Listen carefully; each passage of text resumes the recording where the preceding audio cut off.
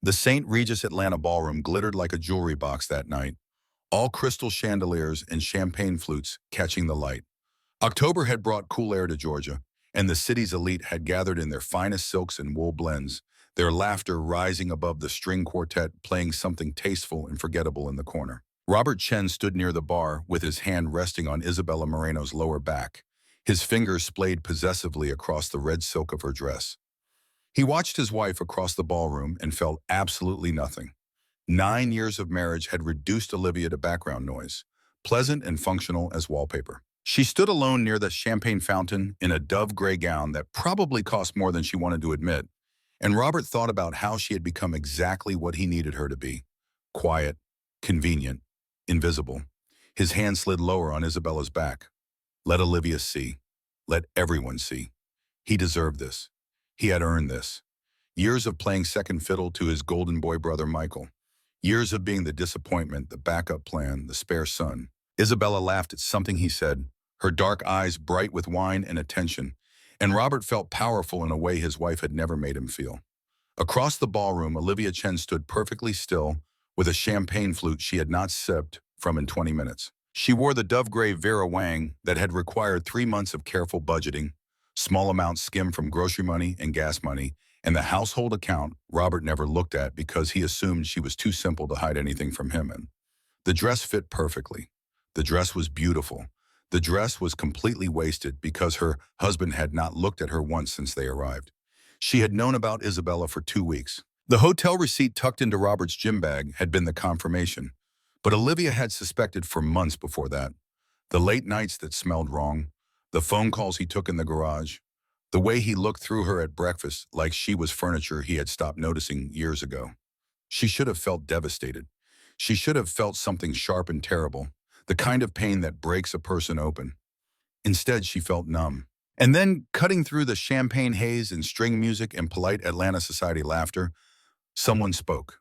The voice was low and precise, each word carved with intention. Male, confident, close enough that she could smell expensive cologne, something woody with an edge of citrus. Miss Chen? Olivia turned. Alexander Kang stood beside her in a Tom Ford suit so black it seemed to absorb light. He was 42, tall and lean with the kind of bone structure that made people look twice, sharp cheekbones and dark eyes that missed nothing. Korean-American second-generation owner of Kang Enterprises, which everyone in Atlanta knew dealt in high-end art galleries, and everyone in Atlanta suspected dealt in considerably more than that. His cufflinks were vintage, Korean characters engraved in silver that caught the light when he moved. 300 guests had been milling through the St. Regis Ballroom for 2 hours, networking and gossiping and performing the elaborate dance of Southern society. When Alexander Kang extended his hand to Olivia Chen, every single one of them stopped moving. "Dance with me," he said. "Show them what happens when a woman remembers her worth." The ballroom went silent in a wave, conversations dying mid-sentence as heads turned. Alexander Kang did not dance.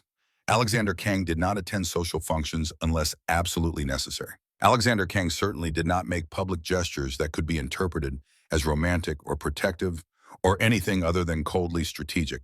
And yet here he stood, hand extended to the invisible wife of a mediocre marketing executive, while her husband stood frozen across the room with his mistress. Olivia looked at that extended hand. She looked at Robert, who had finally noticed her, his face cycling through shock and rage, and something that looked almost like fear. She looked at the 300 people watching, phones already emerging from evening bags and jacket pockets, because this was going to be the story of the season. She took Alexander Kang's hand.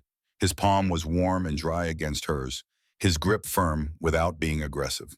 He led her onto the dance floor with the easy confidence of someone who owned every room he entered, and the orchestra, reading the moment with professional precision, began to play La Vie en Rose. The irony was not lost on Olivia. Life in pink, life through rose-colored glasses, life is something beautiful and soft and utterly false. Alexander's hand settled at the small of her back, warmed through the silk of her gown. His other hand held hers with surprising gentleness, and they began to move through the opening steps of a waltz. Olivia had taken ballroom dancing lessons in college, a semester elective she had loved and Robert had mocked, and her body remembered the rhythm even as her mind reeled. "I know what your husband is doing," Alexander said quietly, his voice pitched for her ears only. "And I know why." Olivia kept her face perfectly neutral, years of corporate training taking over. She was a senior executive assistant at Morrison and Associates, one of Atlanta's premier real estate development firms. She knew how to smile through difficult conversations. She knew how to hide what she was thinking. She knew how to make powerful men comfortable, while her own comfort never entered the equation. "So do I," she said. "I have been documenting it for 8 months." That got him. She felt it in the way his hand tightened fractionally on hers, saw it in the slight widening of his eyes. Alexander Kang had expected a victim. He had extended his hand to a woman he assumed needed rescuing, and instead he had found something else entirely. They turned across the polished floor, surrounded by 300 faces trying not to stare while staring anyway. Camera phones were absolutely not allowed at Morrison and Associates events, but Olivia could see at least a dozen people pretending to check messages while angling for photos. By tomorrow morning, this would be all over Atlanta's social media. The invisible wife and the dangerous art dealer, the betrayed woman and the Korean crime lord. The story would write itself. 7 months ago, Olivia had coordinated a meeting between Morrison and Associates and a group of Korean investors interested in Atlanta real estate development. She had handled every detail with her usual meticulous precision, arranged the conference room with proper feng shui considerations, ordered lunch from a Korean restaurant with excellent bibimbap, printed materials in English and Korean, made sure the building's best tea service was available. One of those investors had been Alexander Kang, though she had not known it at the time. He had introduced himself as Alex Park, a buyer interested in commercial properties in Midtown. He had asked intelligent questions about authentication processes for property valuations. He had noticed when she corrected a translation error in the printed materials. He had thanked her by name. Robert had been at that meeting too, hovering at the edges in his capacity as Morrison's marketing liaison. Olivia had watched her husband watching the Korean investors, had seen the calculation in his eyes, the wheels turning as he assessed what these men might be worth to him. 2 weeks after that meeting, Robert had started asking questions, casual questions over dinner about her work. What kind of security clearances did she have? Who decided which clients got access to Morrison's confidential files? Did she have any connections in the Korean business community? Olivia had answered carefully, feeding him surface information while a cold certainty settled in her gut. Her husband was not interested in her career. He was interested in exploiting it.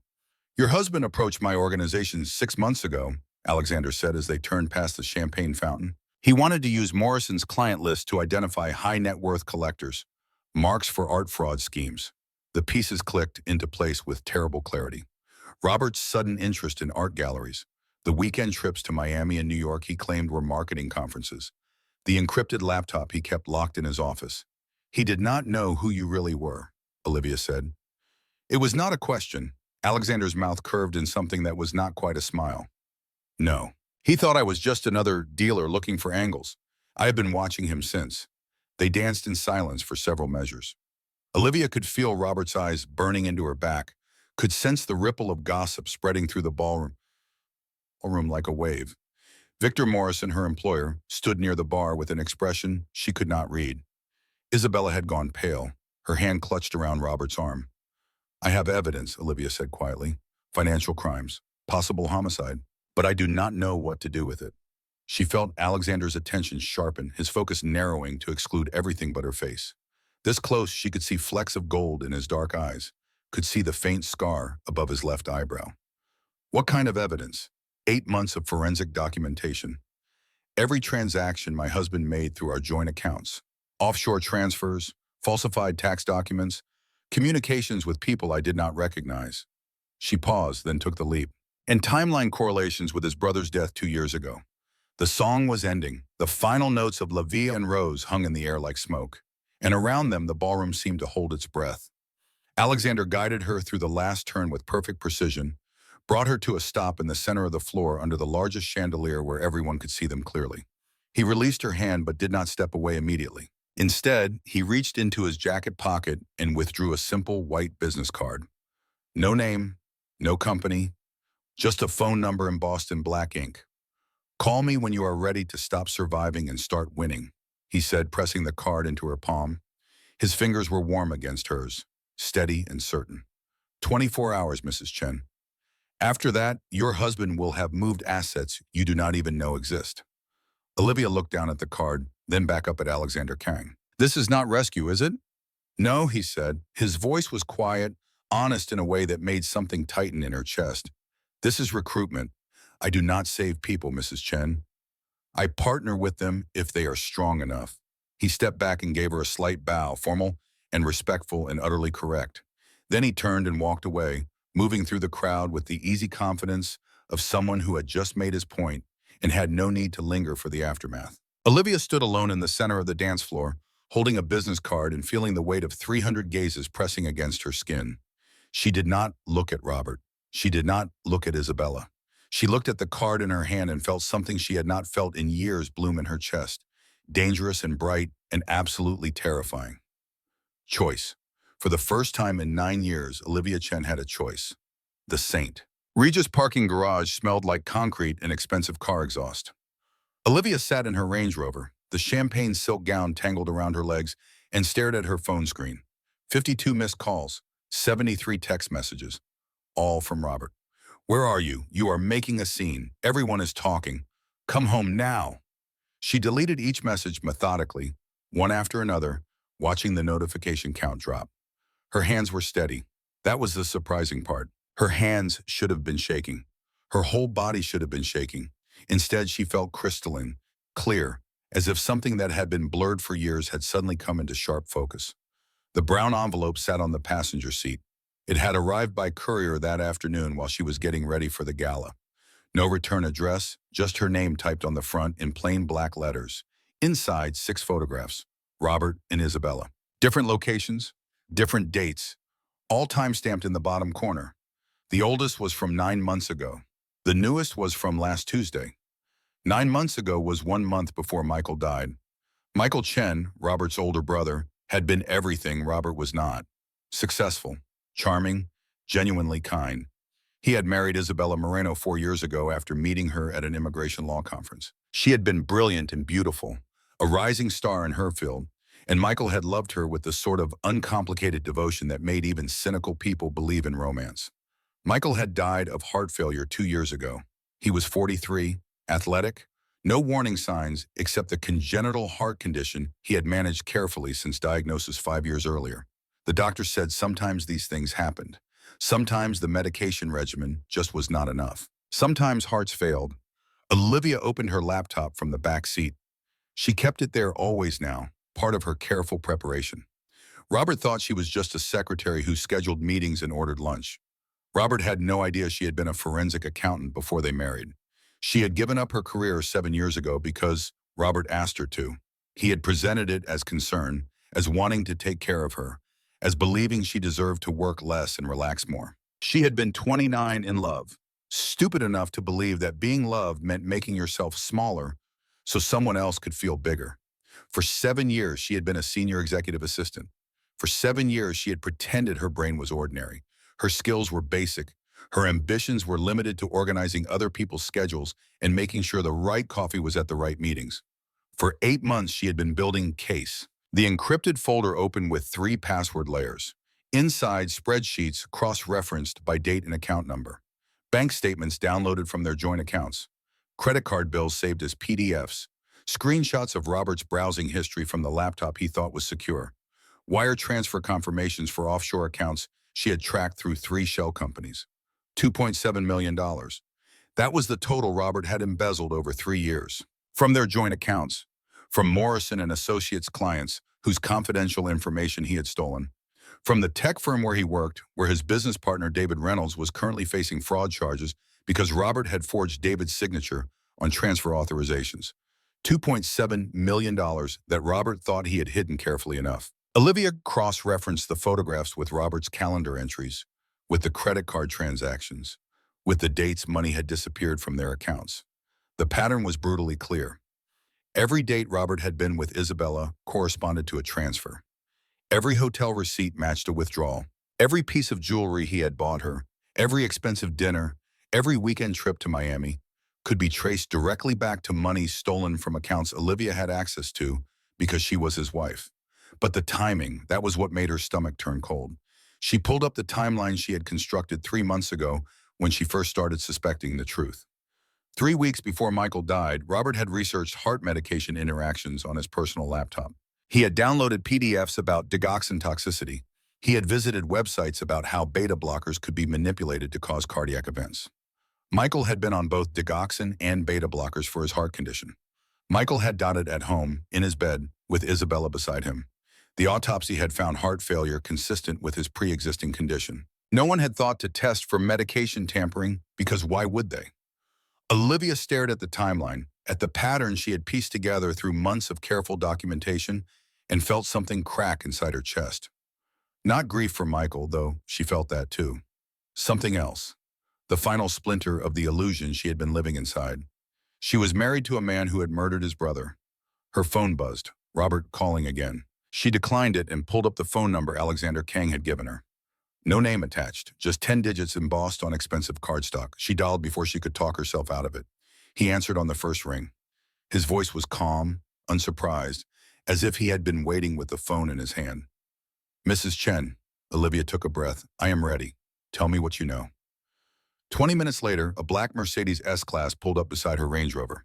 The driver was silent and professional, Korean and probably 50, with the kind of stillness that suggested military training or something similar. He opened the rear door without a word. Olivia slid inside. The dove gray gown pooled around her legs like liquid silver.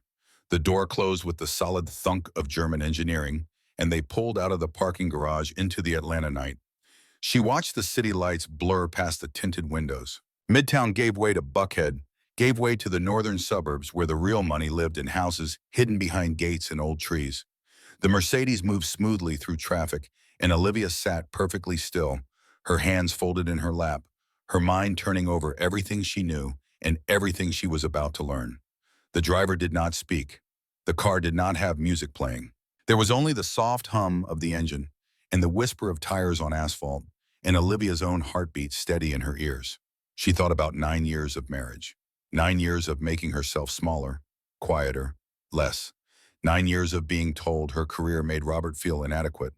Her intelligence made him uncomfortable. Her competence made him look bad. 9 years of pretending to be someone simple and sweet and utterly harmless, while her real self withered in silence. She thought about Michael, who had been kind to her always, who had noticed when she quoted art history at family dinners and had asked her questions about it instead of changing the subject the way Robert did, who had looked at Isabella like she hung the moon and the stars. She thought about the photograph on the passenger seat, Robert's hand on Isabella's back, the same possessive grip, the same calculated performance of ownership. The Mercedes turned onto a private drive that wound through landscape grounds. At the end, a glass and steel tower rose against the night sky, all clean lines and expensive minimalism. The penthouse occupied the entire top floor, and Olivia could see lights glowing behind floor-to-ceiling windows even from the ground. The driver opened her door. Olivia stepped out onto polished concrete, her heels clicking sharp in the silence. An elevator waited with its doors open, all mirrors and soft lighting. She stepped inside. The doors closed. The elevator rose without a sound, and Olivia watched her reflection in the mirrored walls. Same face, same dove gray dress, same careful makeup and elegant updo. But the woman looking back at her was different somehow. Clearer, more present. The elevator opened directly into Alexander Kang's penthouse. The space was nothing like she expected. Not minimalist emptiness, but rather an art gallery that happened to be someone's home. The walls were covered with paintings, museum-quality pieces spotlit with perfect precision. She recognized a Rothko, a Leeufen, a Nam June Paik video installation playing silently in one corner. Floor-to-ceiling bookshelves held what looked like hundreds of volumes, spines in English and Korean and Japanese. Classical music played softly from speakers she could not see, something spare and beautiful, all piano and silence. One wall held empty frames, a dozen of them in different sizes, elaborately carved or starkly simple, each one waiting to be filled. Alexander Kang stood by the windows overlooking Atlanta's glittering skyline. He had changed from his suit into casual clothes, black turtleneck and gray slacks, barefoot on polished concrete floors. He looked younger like this, less armored, and Olivia revised her estimate of his age. Early 40s, not older. The gray at his temples was premature, probably genetic. He turned when she entered. His expression was calm, but something flickered in his eyes when he saw her, some reaction quickly controlled. Mrs. Chen, please sit.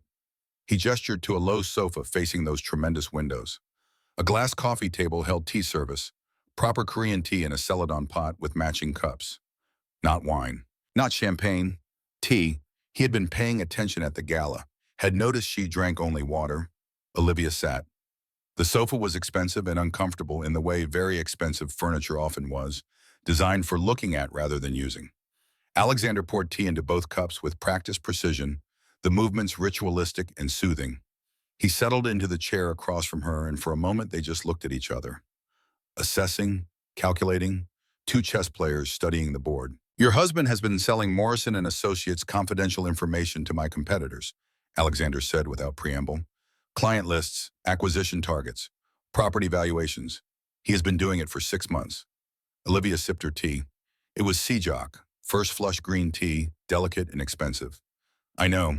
He has also been systematically liquidating your joint accounts, moving money to offshore holdings in the Cayman Islands that you do not have access to.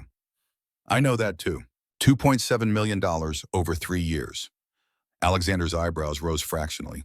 You have been busy. Olivia reached into her clutch and withdrew a flash drive. She placed it on the glass table between them with a soft click. 8 months of forensic documentation. Every transaction, every transfer, every falsified document, cross-referenced by date and account, traced through 3 shell companies to the final accounts. She met his eyes. I am not naive, Mr. Kang. I am careful. There is a difference. Alexander picked up the flash drive, turning it over in his long fingers. His nails were well manicured, no rings. He looked at the drive, then at Olivia, and something shifted in his expression. Surprise. Recognition. The reassessment of someone who had walked into a game expecting to play one role and found the script had changed. You are not an assistant, he said slowly. You are a forensic accountant. Was. I gave up my career 7 years ago. My husband made me. The words hung between them, sharp and honest. Olivia watched Alexander process them, watched him slot this new information into whatever mental file he kept on Robert Chen and his invisible wife. Why, he asked? Because he said my career made him feel emasculated. Because he said a wife should support her husband, not compete with him. Because I was 29 and in love, and stupid enough to believe that love meant making yourself smaller. She set down her teacup. The celadon clinked softly against the glass table. I am not stupid anymore. Alexander stood and moved to the window, his back to her. Atlanta spread out below them like a circuit board, all lights and geometry. When he spoke, his voice was quiet. My organization deals in art, legitimate galleries in Atlanta, Seoul, Los Angeles. We broker sales for high-end collectors. We authenticate pieces. We facilitate acquisitions. He turned to face her. We also handle more complicated transactions. Pieces with questionable provenance. Collections that need to be moved discreetly. Items that powerful people want without the paper trail. I inherited this business from my brothers 6 years ago, when they were killed. Both of them, 6 months apart. Olivia heard the grief underneath the controlled words. She recognized it because she carried her own. Her parents in a car accident when she was 12. Her grandmother who raised her, who died of cancer when Olivia was 25. Loss stacked on loss until you learn to carry it quietly. I am sorry, she said. Alexander shook his head. I did not want this empire. I was an art history professor at Columbia. I studied authentication techniques, provenance research. I loved teaching. I loved the academic work. Then my brothers died, and suddenly I inherited operations spanning 3 continents, and I had to choose. Walk away and watch it fall to people who would turn it into something ugly. Or stay and try to build something better. He moved back to the chair, sat down with careful control. I chose to stay. I have spent 6 years trying to legitimize our operations. Move away from the questionable acquisitions. Focus on the legitimate galleries. Repatriate stolen art when I can. Build something that does not require violence to maintain. And my husband? Olivia asked. Your husband wanted to use my family's connections to commit art fraud. He wanted client lists from Morrison and Associates to identify collectors we could target with fake provenance documents. He thought he was approaching a mid-level dealer who would jump at the chance. He had no idea who I really am. Olivia absorbed this. The pieces were fitting together with terrible precision. So you started investigating him.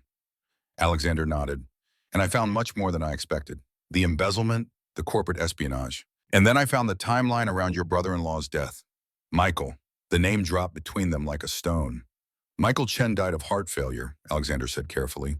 But 3 weeks before he died, your husband researched medication interactions extensively. He downloaded scholarly articles about digoxin toxicity. He visited forums where people discussed how to manipulate beta blockers. Michael was on both medications, Olivia said. Her voice was steady, but something cold had settled in her stomach. For his congenital heart condition, he had it managed. The doctor said he should live a normal lifespan with proper medication. The autopsy found heart failure consistent with his condition, Alexander continued. No one thought to test for tampering, because why would they? His wife was sleeping beside him when he died. His doctor had no reason to suspect foul play. Isabella, Olivia said. The affair with Robert started 9 months ago. Alexander's expression was grave. 1 month before Michael died. Yes, the classical music had ended.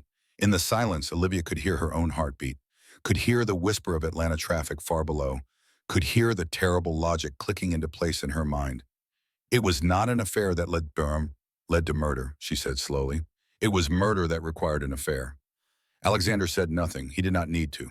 They both understood what they were looking at now. Not a man who had killed his brother in passion or anger or sudden violence.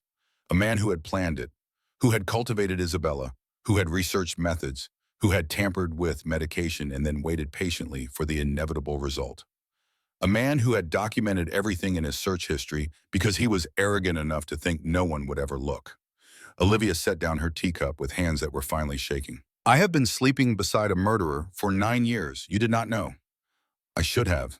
She laughed, sharp and bitter. I am a forensic accountant. I am trained to see patterns. I look at numbers and transactions and I see stories. I should have seen this. You were not looking at your own life through that lens, Alexander said quietly. No one does. We cannot investigate ourselves with the same clarity we bring to other people's problems. He leaned forward, elbows on knees. The question now, Mrs. Chen, is what you want to do about it. Olivia looked at him, really looked at him for the first time since entering this penthouse. Alexander Kang with his gray-streaked hair and his expensive paintings and his empty frames waiting to be filled. A man who had inherited violence and was trying to build something better. A man who had been watching her husband for 6 months because Robert Chen was stupid enough to threaten his operations. A man who saw her clearly when she had been invisible for 9 years. I want justice, she said, for Michael, for the clients Robert stole from, for all the people he hurt. She paused. And I want to rebuild my life, the one I gave up, the one I thought was gone. Alexander studied her for a long moment. Then he extended his hand across the glass table. Partnership? Olivia looked at that hand, strong and steady, no rings, nails well kept. The hand of someone who worked with beautiful things, who understood value and authenticity. She took it. Alliance, she said. When their palms touched, something electric passed between them. Recognition, understanding. Two people who had both learned survival through careful observation, who had both built walls to protect themselves, who were now choosing to trust one another enough to tear those walls down. The handshake lingered a moment longer than strictly professional. Olivia felt the warmth of his skin, the calluses on his palm, the steady strength. Then they both pulled back, the moment broken, but not forgotten. Alexander's phone buzzed. He glanced at it, then at Olivia, and something shifted in his expression. Your husband knows you are here. He has made threats. He has also filed a police report claiming you have stolen documents from his office. Olivia felt the trap closing. Of course Robert would move quickly. Of course he would try to control the narrative, to make her the criminal, the unstable wife, the woman who needed to be managed and contained. You cannot go home, Alexander said. Not tonight, not until we have control of the situation. Olivia should have felt afraid, should have felt trapped. Instead, she felt something entirely different rising in her chest. Relief. Good, she said. I have not wanted to go home in 3 years. Alexander smiled, really smiled, and it transformed his face entirely, entirely, made him look younger and less armored and almost vulnerable. You are going to be interesting to work with, Mrs. Chen. Call me Olivia. The guest room was designed like a Korean hanok, all clean lines and natural materials. Hanji paper screens filtered the light. The low platform bed held silk bedding in shades of cream and gray. The attached bathroom was stocked with Sawasu skincare products, expensive Korean cosmetics in elegant packaging. A note sat on the counter in neat handwriting. Everything you need. Take your time. It was signed simply. Olivia stood under the shower for a long time, letting hot water wash away the champagne gown and the careful makeup and the performance of being Robert Chen's invisible wife. When she finally emerged, wrapped in a silk robe that was probably worth more than her wedding dress. She felt lighter somehow, scoured clean. She dried her hair and studied her reflection in the steamed mirror. Same face, same dark eyes and strong cheekbones and the faint lines around her mouth from years of holding expressions she did not feel. But something was different now, some interior shift that had not quite manifested outward yet, but would, given time. The bedroom held a closet with clothes in her exact size. Casual things, jeans and soft sweaters and comfortable shoes. Not her style exactly, but close enough that she wondered how much research Alexander Kang had done on her, how long he had been planning for this moment. She dressed in jeans and a cashmere sweater, bare feet on polished wood floors, and looked at her phone. 87 missed calls now. 53 text messages, all from Robert. "Where are you? What have you done? If you do not come home right now, I will make sure you regret this. You cannot run from me. Everything you have is because of me. You are nothing without me. Come home." The messages cycled between threatening and pleading, and back to threatening again. Olivia read them all with the detachment of someone studying evidence. This was who Robert had always been. She had just been too busy performing the role of good wife to see it clearly. She deleted every message. Then she blocked his number. It was 3 in the morning. The penthouse was silent except for the whisper of ventilation and the distant hum of Atlanta traffic far below. Olivia should have been exhausted. Instead, she felt wired, alert, every nerve ending singing with the clarity of having finally made a decision. She found her way to the kitchen, following the soft glow of under-cabinet lighting. The space was both modern and warm, all black granite and stainless steel, mixed with touches of wood and copper. A French press sat on the counter beside a grinder and what looked like expensive coffee beans in an airtight container. Alexander Kang sat at the kitchen island reading a Korean newspaper, a simple breakfast laid out before him.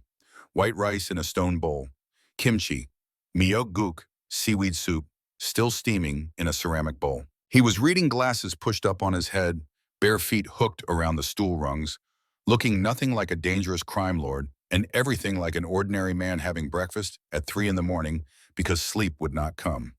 He looked up when Olivia entered. For a moment, neither of them spoke. Then he stood and moved to the espresso machine. "Coffee?" he asked. Olivia nodded. She watched him work, his movements precise and practiced. Grinding beans, tamping espresso, steaming milk with the focus of someone performing a ritual that mattered. When he handed her the cappuccino, it was perfect. Exactly the right temperature, the right ratio of espresso to milk. "You are observant," she said. "So are you." He smiled slightly. Left-handed, insomniac. Read poetry in the original Korean. Olivia raised her cup in acknowledgement. "The books on your shelves. Yoon Dong-ju. The empty frames. Someone who values art but has not yet filled all the spaces in his life." They looked at each other across the kitchen island, two people taking measure, recognizing something familiar in the careful way the other moved through the world. Alexander poured tea into a second cup, gestured to the food. "Please, I made too much." They ate in companionable silence. Olivia had not had proper Korean breakfast in years. Robert thought ethnic food was something you ordered as takeout, never something you cooked at home. The rice was perfectly steamed. The kimchi was homemade, she could tell by the complexity of flavor. The soup was gentle and restorative. "Your mother taught you to cook," she said. Alexander's expression shifted, something vulnerable passing across his face before he controlled it. "Before she died, yes. I was 7. She would make myeokguk for my birthday every year.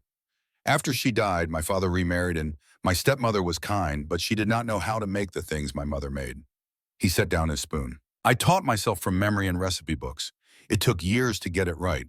But now when I make this soup, I can almost remember what it felt like when she made it for me." Olivia understood. Her grandmother Catherine had taught her to cook Southern food, had passed down recipes for collard greens and cornbread and peach cobbler that tasted like Detroit summers and unconditional love. When Catherine died, Olivia had stopped cooking those dishes because they hurt too much, because remembering felt like loss instead of comfort. "My grandmother used to say that feeding people is how you tell them they matter," Olivia said quietly. Alexander looked at her for a long moment. His eyes were very dark, very serious. "Then I suppose I am telling you that you matter."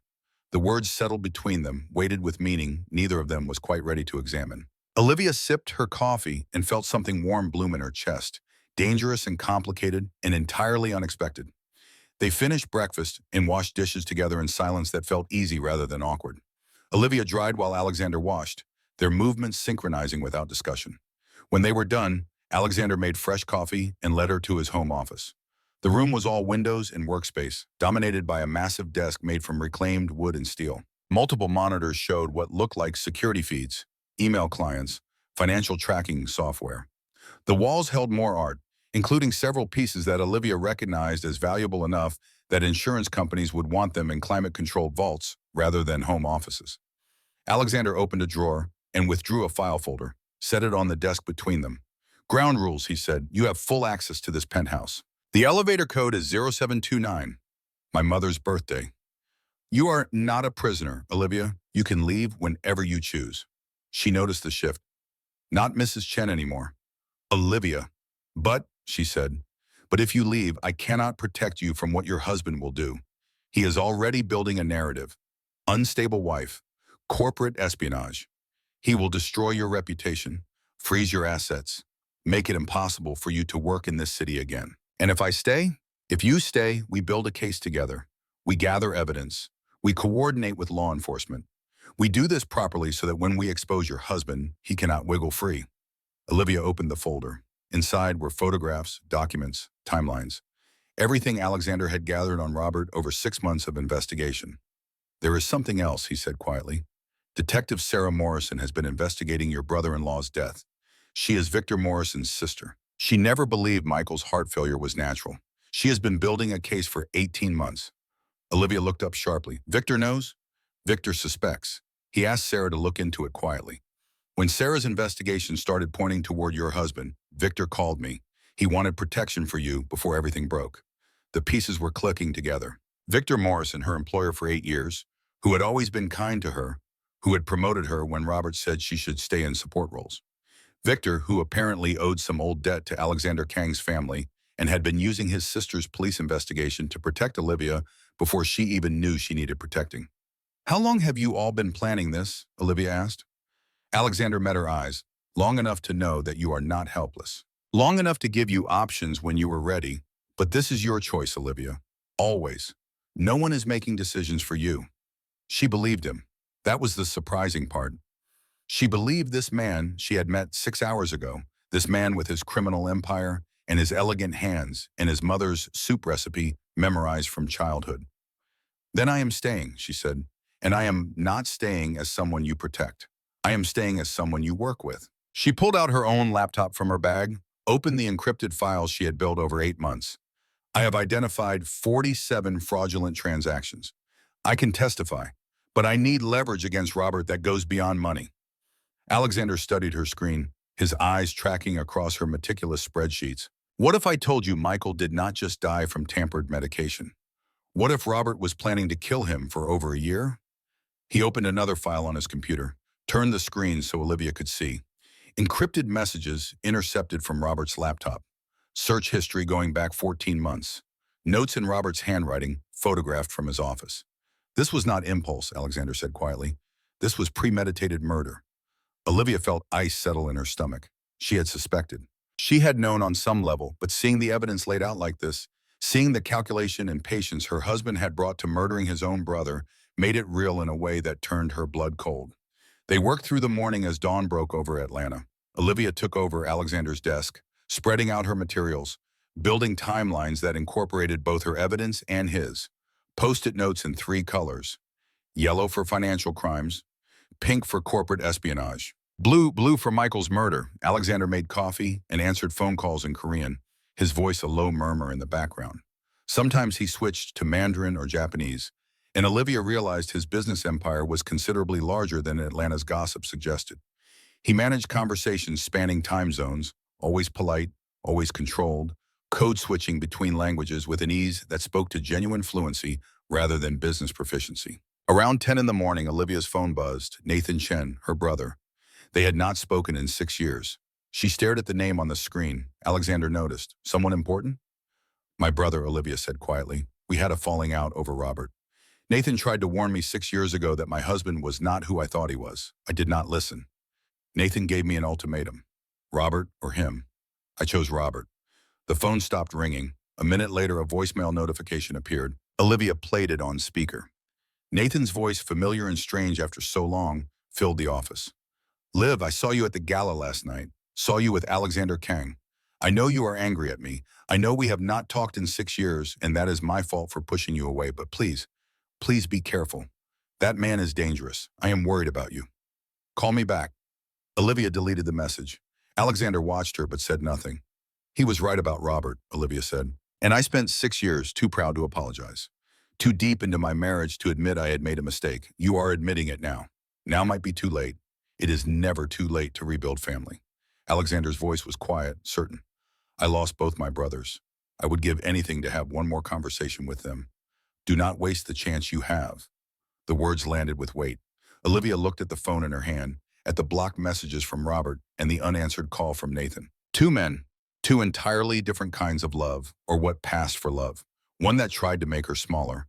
One that tried to keep her safe, even when it cost him her presence in his life. She texted Nathan before she could overthink it. "Coffee? Tomorrow morning?" The response came immediately. "Name the place. I will be there." Olivia looked at Alexander. "Thank you." He shook his head. "Do not thank me for telling you something you already knew. Your brother loves you. Robert does not." The difference should not be difficult to see, but it had been. For 9 years, it had been impossible to see clearly because as she was inside the things she needed to observe from outside. They worked through lunch, through the afternoon, building a case that was both meticulous and damning.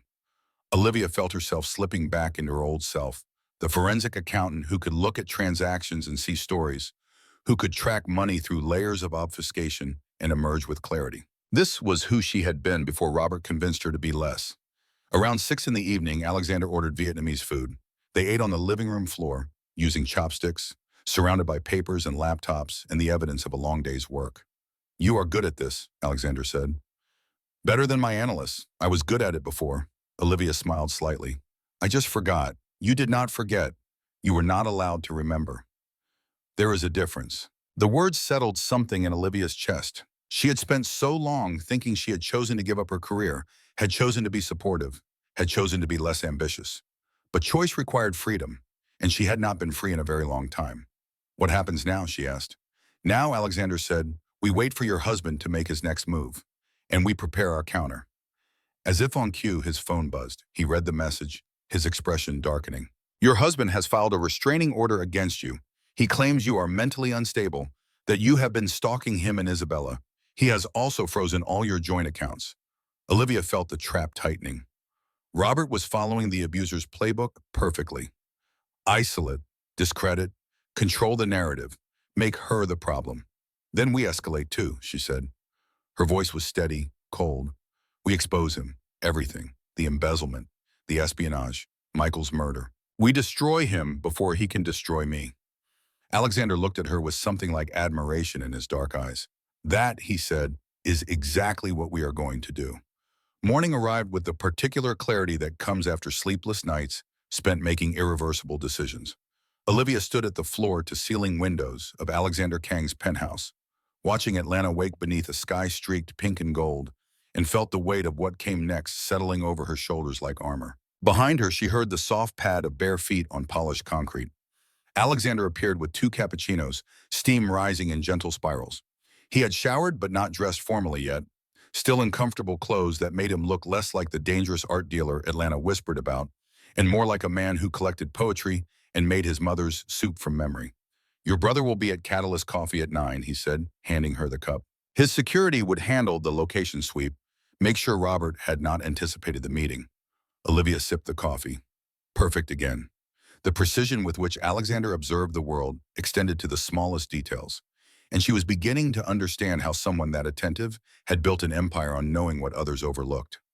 "I have not spoken to Nathan in 6 years, she said quietly. "I do not know if I remember how." "You remember." Alexander's voice carried the certainty of someone who understood estrangement. "You just say what is true. That is all family needs. Truth and time." She turned to face him. The morning light caught the gray at his temples, the fine lines around his eyes that suggested he smiled less than he should. He was 42, she knew from the research she had done in the small hours while he slept. 42 and running an organization that spanned 3 continents and trying to transform it into something he could live with. "What about your family?" she asked. The question felt intrusive but necessary. They were partners now, building a case together, and she needed to understand who she had allied herself with. Alexander's expression shifted, something guarded closing behind his eyes before he let it open again. A conscious choice to be vulnerable. My stepmother lives in Seoul. She was kind after my mother died, but I was never her son. Not really. My father passed 4 years ago. Heart attack. Very sudden. We had not spoken in 2 years before that. He moved to stand beside her at the window, both of them looking out at the city rather than at each other. Sometimes honesty was easier when delivered to the middle distance. He never forgave me for not being my brothers. James was the strategist. Thomas was the enforcer. I was supposed to be the scholar, the one who stayed clean and legitimate while they built the empire. When they died, he expected me to become them. I tried. For 2 years, I tried to be what he wanted. And then I realized I was disappearing, becoming someone I did not recognize when I looked in mirrors. So I stopped trying to be them and started trying to be myself. My father called it weakness, called it betrayal of family legacy. Olivia understood that particular pain. The way love could be weaponized, turned into obligation and expectation until you could not tell the difference between caring for someone and being crushed by them. You are legitimizing the business, she said. That takes more strength than maintaining it. Alexander looked at her then, really looked, and something passed between them that felt like recognition at a depth neither was quite ready to name.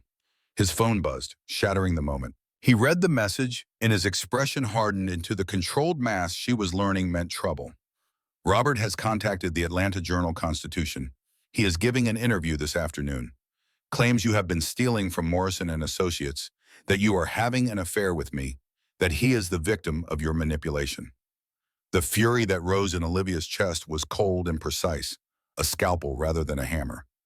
Good, she said, let him talk. The more he says publicly, the more we can disprove. Alexander smiled, sharp and approving. I am beginning to understand why Robert was so threatened by you. Catalyst Coffee occupied a converted warehouse in Midtown, all exposed brick and reclaimed wood, and the kind of studied industrial aesthetic that signaled expensive beverages and slow Wi-Fi. Olivia arrived 15 minutes early, Alexander's security invisible but present, and chose a table near the back where she could see both entrances. Nathan Chen walked through the door at exactly 9 o'clock. 42 years old, investigative journalist for the Atlanta Tribune, wearing jeans and a blazer that had seen better days. He had their father's height and their mother's cheekbones, and seeing him after 6 years made something crack open in Olivia's chest that she had thought was safely sealed. They looked at each other across the coffee shop, 6 years of silence and anger and pride. 6 years of Olivia choosing her husband over the brother who had tried to warn her. 6 years of Nathan living with the knowledge that he had been right and hating that being right meant losing his sister. Nathan crossed to her table and sat down. For a long moment, neither spoke. Hi, Liv, he said finally. Hi, Nate. The childhood nicknames hung between them, weighted with memory. Summer afternoons in Detroit after their parents died, when it was just the two of them and grandmother Catherine making them feel safe. Nathan teaching Olivia to ride a bike. Olivia helping Nathan with his math homework. Two kids who survived loss by holding on to each other. I am sorry, they both said simultaneously, and then despite everything, they laughed. The tension broke like fever, and Nathan reached across the table to take Olivia's hand. I should not have given you an ultimatum, he said. Robert or me? That was wrong. You were not ready to hear what I saw in him, and I pushed too hard. Olivia squeezed his hand. You were right about him. I should have listened. I was just so deep into the marriage, so committed to making it work, that I could not see what was right in front of me. She pulled her hand back, wrapped it around her coffee cup for warmth. I gave up my career for him, Nate, 7 years ago. He said my forensic accounting work made him feel inadequate. Said a good wife should support her husband, not outshine him, and I believed him. I made myself smaller and smaller until I almost disappeared. Nathan's jaw tightened. He always was a narcissistic bastard. I just could not prove it. But Liv, Alexander Kang, that man runs a criminal organization. Art smuggling, money laundering, possibly worse. I know who he is, Olivia said quietly. And I know what Robert is too, a murderer, an embezzler, a man who killed his own brother for money and status.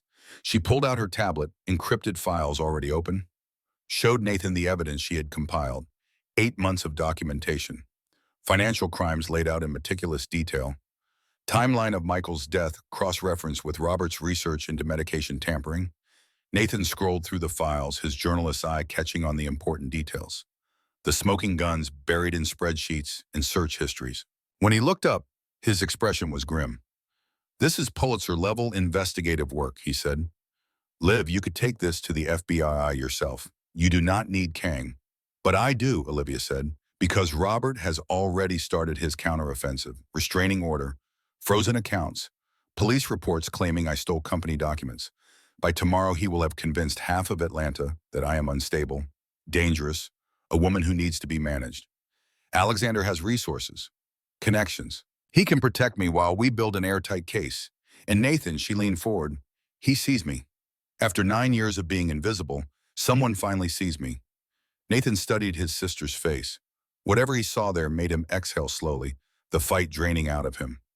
"I have been investigating Robert too," he admitted, "for 2 years, since Michael died. I suspected foul play from the beginning. Started digging, interviews with Michael's doctors, pharmacy records, timeline reconstruction. He pulled out his own laptop, showed her his files. They were remarkably similar to hers, two siblings working the same case from different angles without knowing it. "I was building evidence to bring to you," Nathan said. "Then you stopped talking to me and I kept investigating anyway. Thought maybe if I could prove Robert was dangerous, you would have to listen." Olivia felt tears burn behind her eyes. "We have been working on the same thing, separately, for years."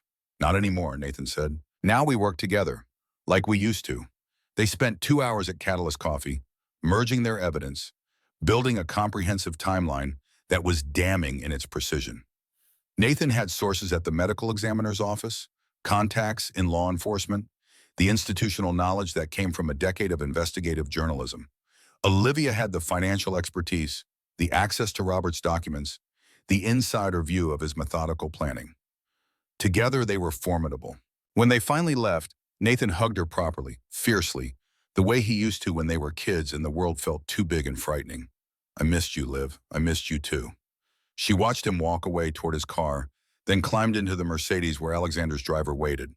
The car pulled smoothly into traffic, and Olivia felt something settle in her chest that had been displaced for 6 years. Her family was not gone.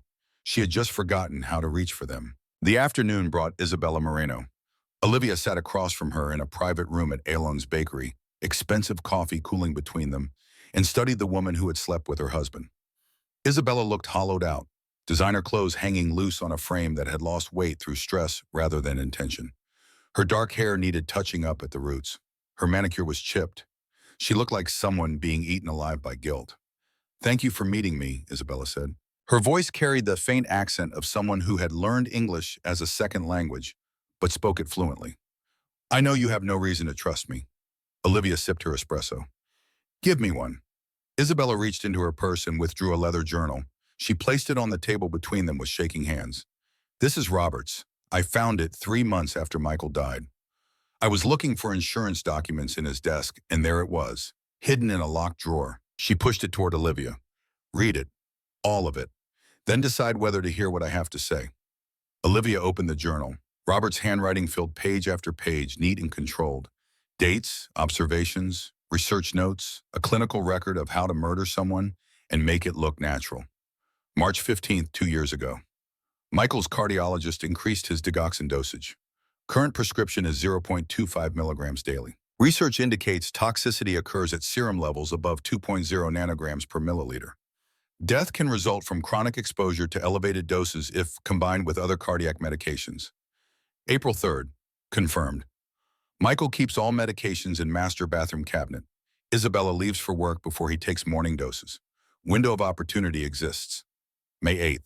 Isabella increasingly receptive to emotional support. She feels isolated in marriage, claims Michael works too much. Establishing foundation of trust. The entries went on, push after page of calculation and patience and methodical planning. Robert had spent over a year preparing to kill his brother, had researched every detail, had documented his progress like a scientist recording experimental data. Olivia felt ice spreading through her veins. This was not passion or rage or even greed, though money had certainly motivated him. This was something colder. The narcissism of someone who believed he deserved what his brother had and felt no remorse about taking it. She looked up at Isabella. "Why are you showing me this?" "Because I loved Michael," Isabella said, and her voice broke. "I genuinely loved him. He was kind and patient, and he saw me as a whole person, not just the immigrant wife who needed his help with visa status." She wrapped her hands around her coffee cup like she needed the warmth. Robert seduced me. I do not say that to absolve myself. I made choices. I betrayed my husband. But Robert knew exactly what to say, exactly how to make me feel seen and valued. He played on my loneliness, my fear of losing Michael to his work, my insecurity about being in this country on a dependent visa. And then Michael died, Olivia said. And then Michael died.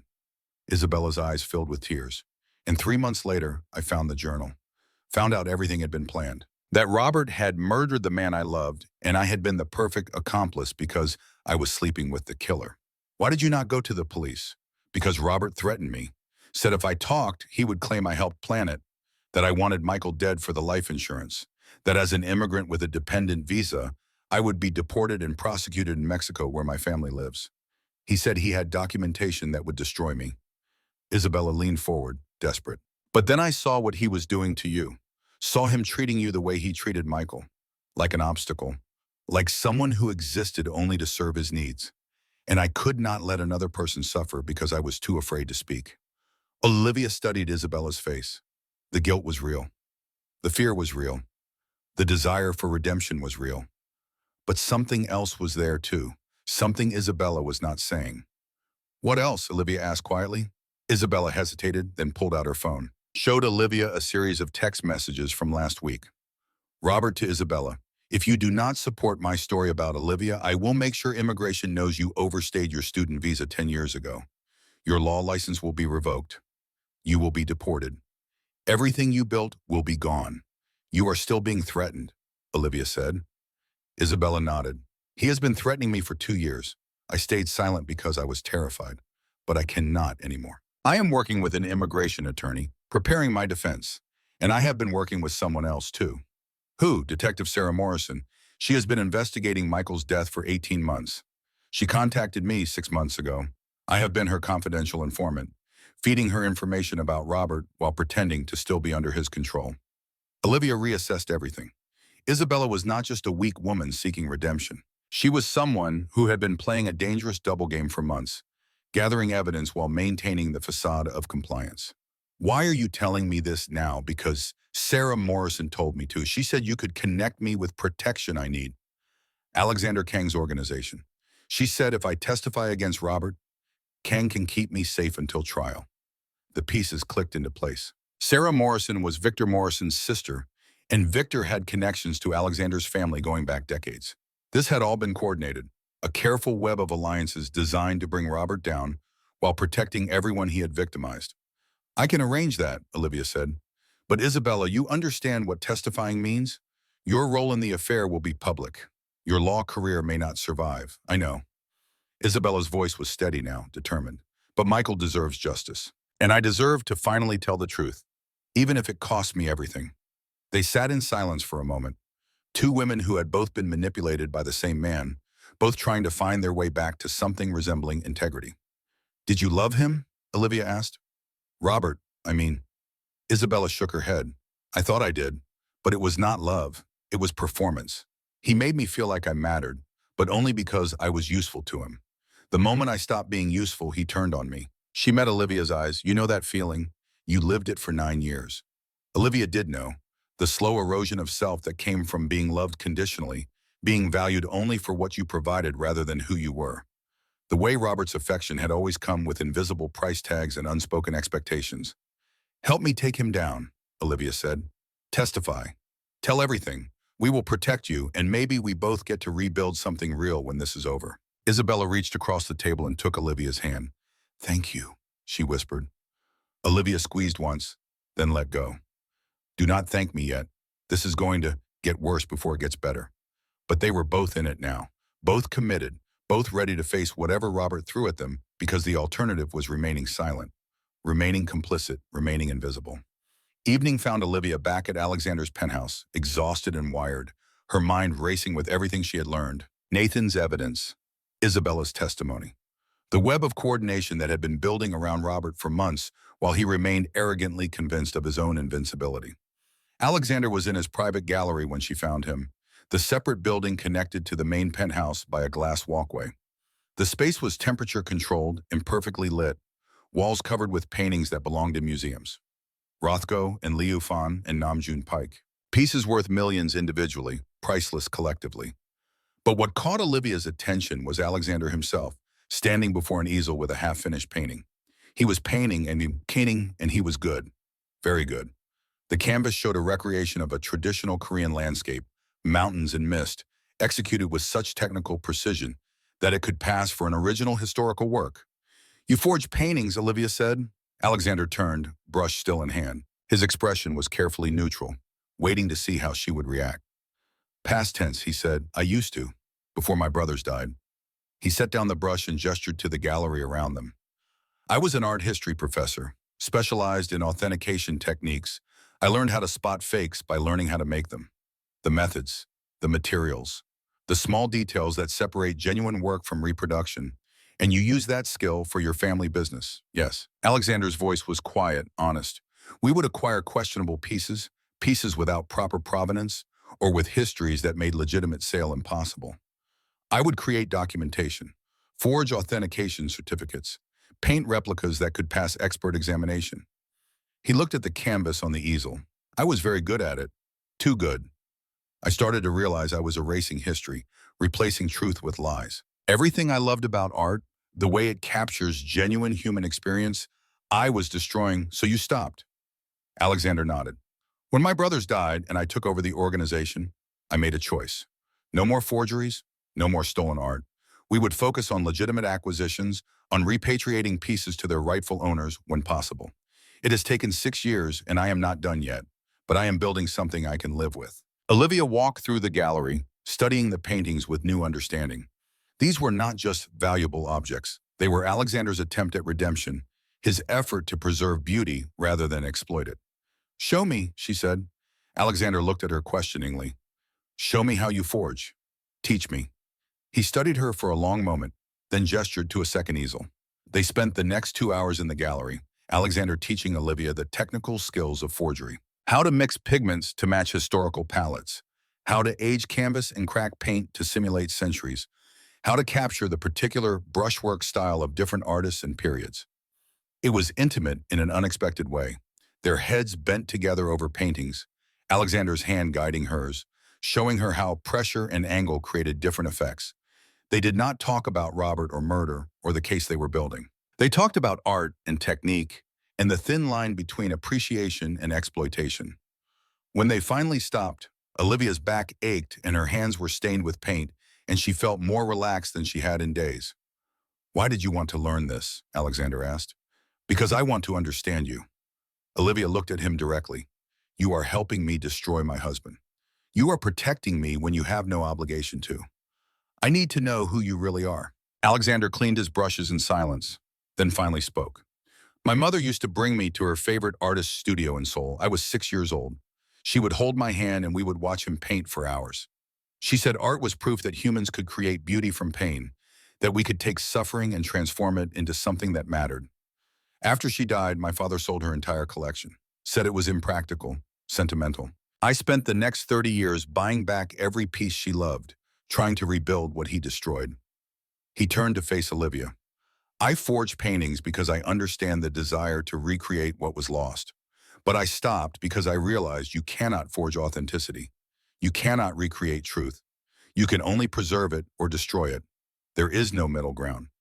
Olivia understood what he was really saying. They were both trying to preserve truth now, about Robert, about Michael's death, about who they really were beneath the roles they had been forced to play.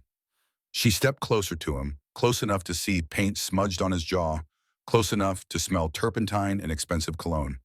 "Thank you," she said, "for seeing me, for helping me remember who I am." Alexander reached up and tucked a strand of hair behind her ear, the gesture gentle and careful. "You never forgot, Olivia. You were just not allowed to remember. There is a difference." They stood like that for a long moment, awareness crackling between them, the air thick with possibility.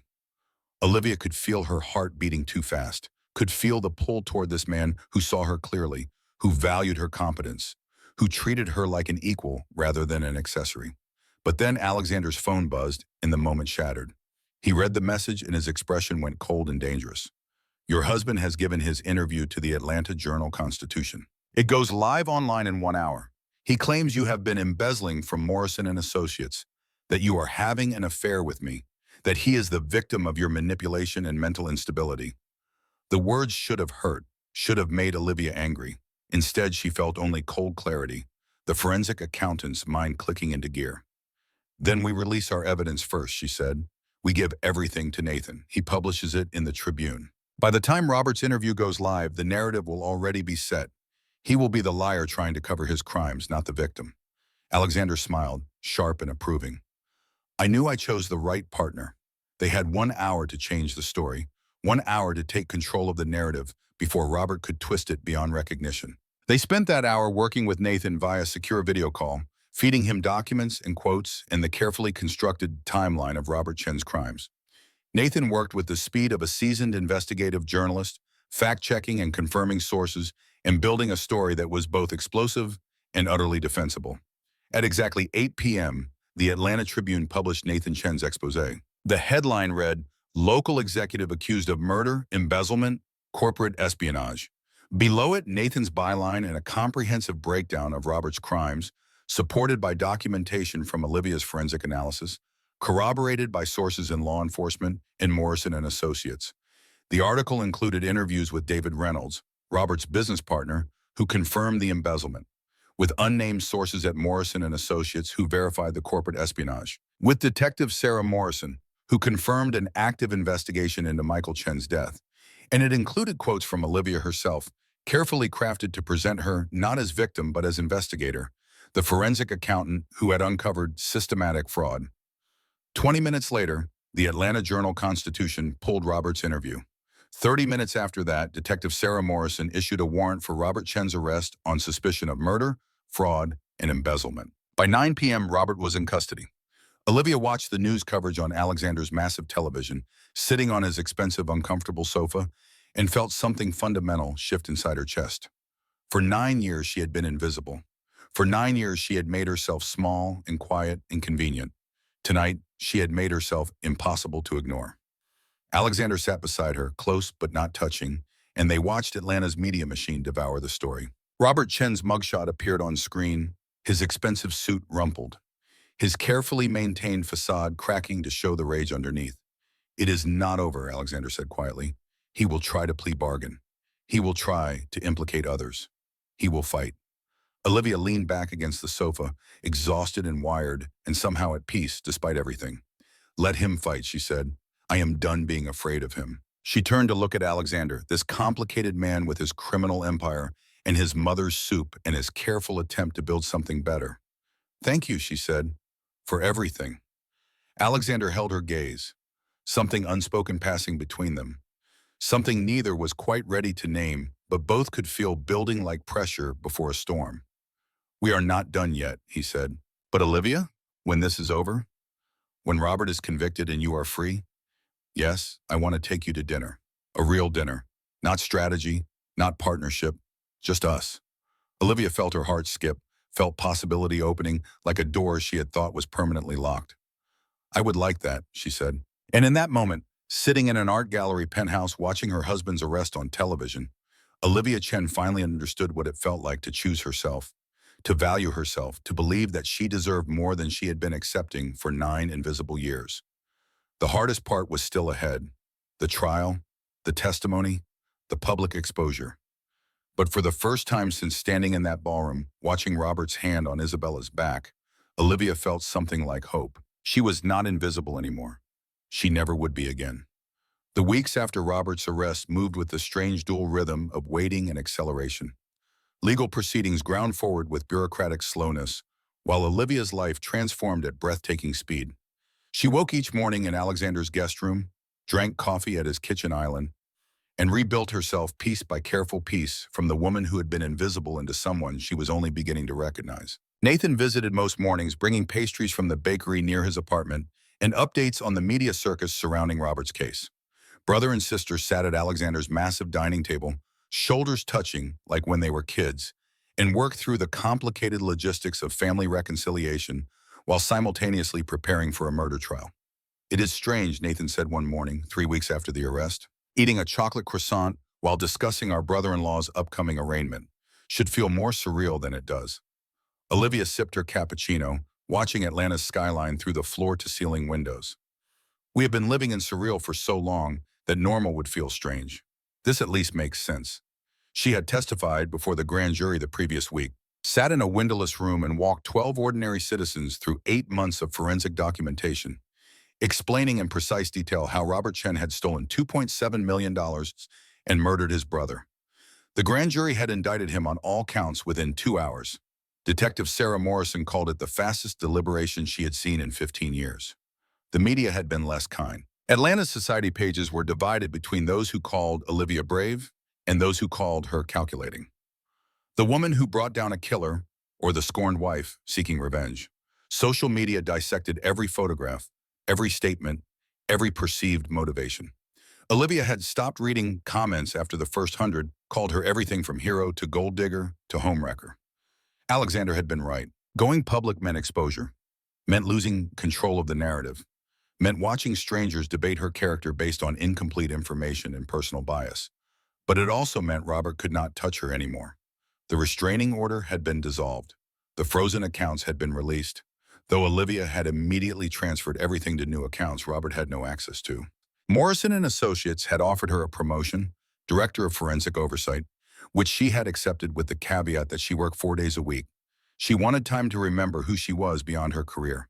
Victor Morrison had taken her to lunch the day after the indictment, explained the old debt he owed Alexander's family, how Alexander's father had saved Victor's life 30 years ago during a business deal gone violently wrong. How when Sarah started investigating Michael's death and the trail led to Robert, Victor had called in the debt, asked Alexander to protect Olivia before everything broke. "You have been protecting me longer than I knew," Olivia had said. Victor had smiled, sad and knowing. "I watched Robert diminish you for years, watched you make yourself smaller. I should have said something sooner, should have pushed harder, but you were not ready to hear it." "I am ready now, yes," Victor had said. "You are." Isabella had entered witness protection temporarily, would testify at trial from an undisclosed location. She sent Olivia a letter handwritten on expensive stationery, full of apologies and gratitude, and the painful honesty of someone trying to rebuild integrity from rubble. Olivia read it once, then put it away. Some bridges took time to cross, but the most unexpected development was Maya Kang. Alexander's younger sister arrived from Seoul without warning on a Wednesday afternoon, striding into the penthouse with designer luggage and an expression that suggested she was prepared to disapprove of everything. She was 29, art curator at Seoul National Museum, with Maya's sharp cheekbones and her mother's intensity. "So," Maya said in perfect English, studying Olivia with unconcealed assessment, "you are the woman who made my brother human again." Olivia had been working at Alexander's desk, surrounded by legal documents and timeline spreadsheets. She stood, offered her hand. "I am Olivia Chen, and your brother was already human. He just needed someone to see it." Maya ignored the handshake and hugged her instead, fierce and quick. "Good answer," she said. "We are going to get along." Over dinner that night, Korean food that Alexander cooked with Maya supervising and criticizing his technique, Olivia learned that Maya had been watching from distance for months. "Alexander sent me photos of your post-it note system," Maya said, gesturing with chopsticks. "Color-coded timelines, cross-referenced evidence. I told him you were either perfect for him or a corporate spy. Possibly both." She grinned at Olivia's expression. "I am joking, mostly. But seriously, my brother has been alone for 15 years, since our mother died. Even when our brothers were alive, Lex was separate, different, too intellectual for the family business, too principled for the shortcuts everyone else took." Alexander looked uncomfortable, clearly unused to being discussed so openly. "Maya." "No," Maya said firmly. "Olivia should know, should understand what she is getting into if she stays." She turned back to Olivia. "When James and Thomas died, everyone expected Lex to become them. Our father, the organization, the rivals. Everyone wanted him to be a version of something he was not. He tried for 2 years, and it nearly destroyed him. I stopped trying," Alexander said quietly. "Started building something different instead. And alienated everyone in the process," Maya continued. "Because being yourself meant disappointing people who wanted you to be someone else. Sound familiar?" Olivia met Alexander's eyes across the table and saw recognition there, the parallel of their experiences drawn in sharp relief. They had both spent years being told their real selves were insufficient, had both been pressured to perform versions that fit other people's needs. "Very familiar," Olivia said. After dinner, Maya cornered Olivia in the kitchen while Alexander took a phone call. Listen, Maya said, voice low and serious. My brother is in love with you. He has not said it because he is terrified and also emotionally constipated. But I am telling you so you know. Olivia felt her heart skip. We are partners, working a case together. Maya laughed. Please, I have seen the way he looks at you, the way you look at him when you think no one is watching. This stopped being just business weeks ago. She squeezed Olivia's arm. I am not warning you off. I am saying be careful with him. He is strong in every way except emotionally. That part he keeps locked away because everyone he has ever loved has left, died or disappointed or just stopped seeing him. I see him, Olivia said quietly. I know. That is why he loves you, and why you need to decide if you can handle loving him back. The question stayed with Olivia through the following days as the case built momentum toward trial. Robert's lawyers filed motion after motion, trying to suppress evidence, discredit witnesses, delay proceedings. Detective Sarah Morrison coordinated with federal prosecutors because the embezzlement crossed state lines and involved interstate commerce. The case was growing larger, more complicated, more public. And through it all, Olivia and Alexander worked side by side, their partnership deepening into something neither quite knew how to name. They developed routines, morning coffee at the kitchen island, discussing strategy and evidence. Afternoons working in separate spaces, giving each other room to breathe. Evenings cooking together, Alexander teaching Olivia Korean dishes while she taught him Southern food her grandmother had passed down. They made kimchi jjigae that was too spicy and collard greens that were oversalted and laughed about their failures while ordering takeout. Late nights they sat in Alexander's gallery, surrounded by priceless art, and talked about everything except the case. About poetry and family and the versions of themselves they had lost along the way. Alexander read her Yundongju in Korean, then translated, his voice soft and reverent. Olivia told him about Detroit, about her parents' accident, about grandmother Catherine who had held two grieving children together through force of love and sweet tea. They circled each other like binary stars, drawn together by gravity, but afraid of collision. Until one night when the circling stopped. It was late, past 2 in the morning. Olivia had been working in Alexander's office, preparing testimony for the preliminary hearing. She looked up to find him standing in the doorway, expression unreadable. Come with me, he said. He led her to the gallery, to the painting he had been working on weeks ago. The Korean landscape was finished now, mountains and mist rendered with such technical perfection that it could hang in any museum. I painted this for my mother, Alexander said. Recreated from memory the view from her favorite artist's studio, the place she took me when I was 6, where she taught me that art was proof humans could transform pain into beauty. He turned to face Olivia. I have been transforming pain my entire life. After she died, after my brothers died, after my father told me I was a disappointment for not being violent enough, ruthless enough, cold enough to run an empire built on fear. His voice was raw now, stripped of the careful control he usually maintained. I transformed that pain into legitimate business ventures, into art repatriation, into something I could live with. But I never transformed it into connection, into letting someone see the parts of me I kept locked away. Olivia's heart was racing. Alexander, until you, he continued. You walked into that ballroom in a gray dress looking like your world was ending, and you took my hand. And somewhere between that dance and this moment, you became everything I did not know I needed. He moved closer, close enough that Olivia could see the gold flecks in his dark eyes, could smell his cologne and paint thinner, and something that was just him. I am in love with you, he said. I do not know when it happened. Maybe when you showed me your forensic files and I realized you had been building a case alone for months. Maybe when you made kimchi too spicy and laughed instead of apologizing. Maybe the moment you said you wanted to stop surviving and start winning. He reached up and cupped her face with both hands, gentle and certain. I am terrified of this, of needing someone, of being vulnerable, of building something that matters and watching it disappear like everything else I have loved. But I am more terrified of not trying, of letting you walk away without telling you that you matter, that you are seen, that you are loved. Olivia felt tears slide down her cheeks, felt years of being invisible and undervalued and diminished crack open to reveal something raw and real underneath. I love you too, she said. Since you asked me to dance, since you saw me when I was invisible to everyone, including myself. She put her hands over his, grounding them both. I am terrified too. I spent 9 years with a man who made me feel worthless. Who made love feel like obligation and criticism and constant inadequacy? I do not know how to trust this, how to believe it is real. Then we figure it out together, Alexander said. We make mistakes, we learn, we build something that is ours, not what anyone else expects or demands. He leaned forward, rested his forehead against hers. No more walls between us, no more hiding, just truth. Can you do that? Olivia closed her eyes, felt his breath on her face, felt the steady warmth of him solid and present. Yes, she whispered. Yes. When they kissed, it was not the desperate collision of long-denied passion. It was something gentler, more profound. The careful meeting of two people who had been alone for too long, who had built walls for protection, who were now choosing to risk vulnerability because the alternative was remaining isolated forever. Alexander's lips were soft against hers, questioning and careful. Olivia answered by drawing him closer, her fingers sliding into his hair, memorizing the texture and warmth. They kissed slowly, thoroughly, like they had all the time in the world and wanted to savor every second. When they finally pulled apart, both breathing hard, Alexander kept his hands on her face like he was afraid she might disappear. Stay with me, he said, not because you need protection, not because we are building a case.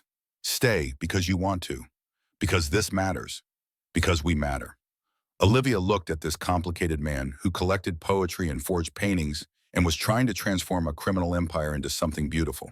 She thought about 9 years of invisibility, about the choice she had made in a ballroom to take an offered hand, about all the choices that had led her here to this moment, to this man who saw her truly. I am staying, she said, for all those reasons and more. They stood in the gallery surrounded by art and empty frames waiting to be filled, and Olivia felt something fundamental shift. She was not being saved. She was not being rescued. She was choosing partnership with someone who valued her strength, who celebrated her competence, who wanted her exactly as she was. For the first time in 9 years, Olivia Chen felt like herself. The preliminary hearing happened on a cold morning in November. Olivia sat in the courtroom between Nathan and Alexander, watching Robert enter in an orange jumpsuit and handcuffs. He looked diminished somehow, smaller without the expensive suits and careful grooming that had armored his narcissism. His eyes found hers across the courtroom. For a moment, they just looked at each other. 9 years of marriage. 9 years of lies and manipulation and slow erosion. 9 years that had brought them to this moment. Prosecutor and defendant, truth against deception. Robert's expression was pure hatred. You will regret this, he mouthed. Olivia held his gaze and felt nothing. No fear, no anger, not even satisfaction, just a calm certainty that she had made the right choice. She stood when called, took the witness stand, and spent 3 hours walking through her forensic evidence with the precision that had made her excellent at her job before Robert convinced her to give it up. The prosecution attorney asked questions that allowed her to paint a comprehensive picture of systematic fraud and premeditated murder. Robert's defense attorney tried to discredit her, suggested she was a scorned wife seeking revenge, implied she had fabricated evidence, questioned her mental stability. Olivia answered every question with facts, with documentation, with the unassailable logic of numbers and timelines and cross-referenced sources. By the end of her testimony, even Robert's attorney looked defeated. The judge ruled there was sufficient evidence to proceed to trial, set a date for February, denied bail based on flight risk and severity of charges. Robert was led away still protesting, still insisting he was the victim, still unable to comprehend that his carefully constructed lies had been dismantled by the invisible wife he had underestimated. Outside the courthouse, media swarmed. Olivia stood on the steps between Nathan and Alexander and gave a brief statement that her lawyer had prepared. She spoke clearly and calmly about justice for Michael, about accountability for corporate crimes, about the importance of speaking truth even when it was difficult. She did not mention Robert by name, did not give him the satisfaction of her attention. He had taken 9 years of her life. She would not give him one more second. That evening, Alexander took Olivia to the St. Regis ballroom. The space where everything had begun had been transformed. Empty except for a string quartet playing La Vie en Rose. Candles everywhere, creating constellations of warm light. The chandeliers dimmed to soft gold. Alexander extended his hand, formal and certain. Dance with me, he said, not for strategy, not for show, just because I want to hold you. Olivia took his hand, and they moved on to the dance floor where 3 months ago she had been invisible and desperate and trapped. Now she was seen and choosing and free.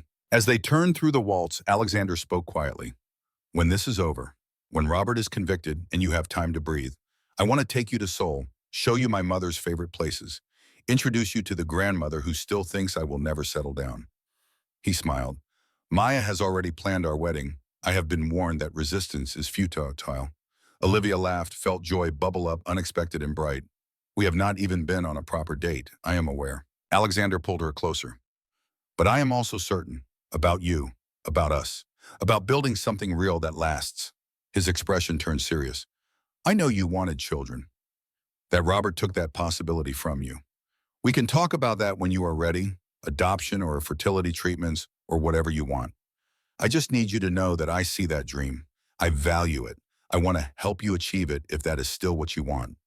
Olivia felt tears prick her eyes. She had thought that door was permanently closed, had mourned it privately while married to a man who told her she was defective. I do want that, she said softly. Maybe not immediately, but yes, family, children, building something that outlasts us, then we will, Alexander said simply. Together, the song ended, but they kept dancing, creating their own rhythm in the empty ballroom. Around them, candles flickered and the city lights glittered beyond the windows, and everything felt possible in a way it had not for 9 invisible years. When they finally stopped, Alexander reached into his jacket and withdrew a small velvet box. He opened it to reveal a platinum ring with a single sapphire, blue as midnight, elegant and understated. This was my mother's, he said, the only piece of her jewelry my father did not sell. I have been carrying it for 3 weeks, waiting for the right moment. He took Olivia's hand. There will never be a perfect moment. We are in the middle of a criminal trial. Your divorce is not final. The media is dissecting everything we do, but I do not want to wait anymore. He met her eyes. Marry me, Olivia. Build a life with me. Let me spend the rest of my days making sure you never feel invisible again. Olivia looked at the ring, at Alexander's steady gaze, at the ballroom where she had first chosen to be seen. She thought about 9 years lost to a man who had diminished her, about the months spent rebuilding herself, about the choice she had made to stop surviving and start winning. Yes, she said, absolutely yes. Alexander slid the ring onto her finger with hands that trembled slightly, this controlled man finally showing vulnerability. Olivia pulled him close and kissed him there in the center of the empty ballroom, claiming this space, rewriting the memory with something true and chosen and entirely theirs. When they pulled apart, both smiling and crying, Alexander said, I love you. I love you too, Olivia said. And this time I'm choosing it. Choosing you. Choosing us. They stood together in the ballroom where everything had changed, and Olivia felt the full weight of her transformation. From invisible wife to forensic investigator. From victim to prosecutor. From someone who had forgotten her own worth to someone who demanded to be seen. The trial would come, Robert would fight, the media would speculate. But none of that mattered as much as this moment, this choice, this man who saw her truly and loved her anyway. Olivia Chen was not invisible anymore. She never would be again. And standing in Alexander Kang's arms, wearing his mother's ring, surrounded by candlelight and the echo of music, Olivia finally understood what it meant to be fully present in her own life, to take up space, to demand recognition, to build something beautiful from the wreckage of what came before. This was not an ending. It was a beginning. The first chapter of a life lived visible and valued and entirely her own. The future stretched ahead, uncertain and complicated and full of possibility. Robert's trial would be difficult. Rebuilding her career would take time. Learning to trust love again would require patience and courage. But for the first time in 9 years, Olivia was not afraid of what came next. Because she was not facing it alone. Because she had found partnership with someone who valued her strength rather than fearing it. Because she had remembered who she was beneath the performance of being someone's convenient, invisible wife. They left the St. Regis together, hand in hand, Alexander's mother's ring catching the light. Atlanta stretched out before them, full of people who had opinions about their relationship, their choices, their future. Olivia did not care. She had spent too many years caring what others thought, shaping herself to fit their expectations, making herself smaller so others could feel bigger. She was done with small, done with invisible, done with convenient.